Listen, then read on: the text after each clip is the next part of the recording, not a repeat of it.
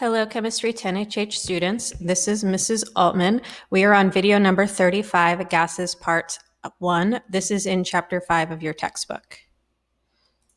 Here are our objectives for today's video. Pause here. Before we can talk about gases, we're going to need to talk about pressure. Pressure is caused by gas atoms or molecules hitting the walls of a container. So it is force per area, area being the area of the walls of the container, and force being how hard and also how heavy the gas molecules and atoms are. We'll talk more about the concepts of it later. We'll focus more on the math today. And it's measured using a barometer or a manometer. A manometer just being a general term for anything that measures pressure, whereas barometer is specific to atmospheric pressure. Pause here. So these don't need to be memorized. You just need to be familiar with them because we're going to be using them all the time. Pause here. Okay, I'm going to work through these, but these should be pretty straightforward. It's just a unit conversion, which you're all pretty good with.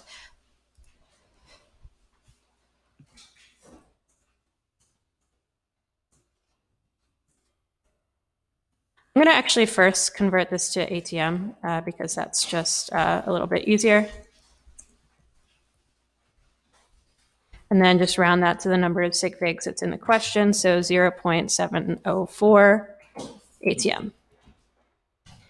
I don't even really need to convert it to torr because millimeters of mercury and torr are the same thing. So just 535 torr. And then to convert it to pascals, I'm just going to take the same expression here.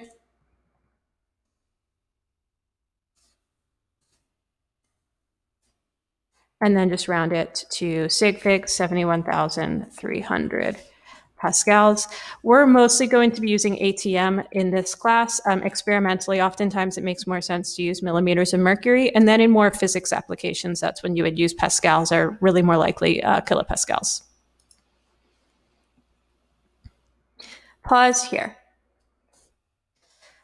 So this doesn't really need to be memorized, but you're going to end up memorizing it anyway. The important thing is that you know what units you need to use. For an ideal gas, so for the time being, you can assume anything I give you is ideal. Pressure, measured in ATM, times volume in liters is equal to N, the number of moles, times R, a constant. So you should go ahead and put that in your calculator as R, 0.08206 liter ATM per mole Kelvin, and T is in temperature, and that must be in Kelvin. If the units are incorrect, you will get values that do not make sense. You cannot have negative pressure, hence why our temperature must be in Kelvin. Pause here. I'll work through this. So the question gives us that N is equal to 5.00 moles. The question also gives us that T is equal to 298 K. And then the question gives us that pressure is equal to 900 millimeters of mercury. So I'm going to go ahead and convert that to ATM by dividing by 760.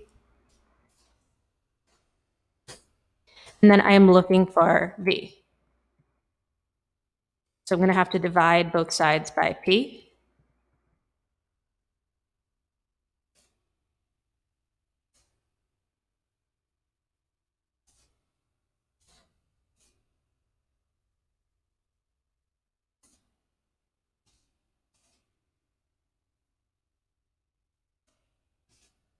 Around to the lowest number of sig figs. All of these have 3 significant figures, so I do 104 liters.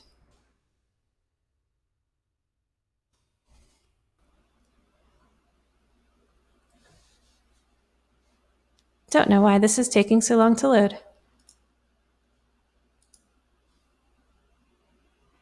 Pause here. So this is more of a conceptual question. I will walk through it, but there's more than one way to do this. You need to be thinking about direct and indirect relationships. So you first need to realize that P is equal to nRT over V. So for the first one, the number of moles is constant. There's not going to be any change in pressure. For the second one, if temperature is halved, pressure is also halved. because pressure and temperature are directly related to one another according to that relationship. For the third one, if volume is halved, pressure is doubled because pressure and volume are indirectly related. And then if volume is doubled, pressure is halved because, again, the indirect relationship between the two. Thank you so much for watching and have a great night.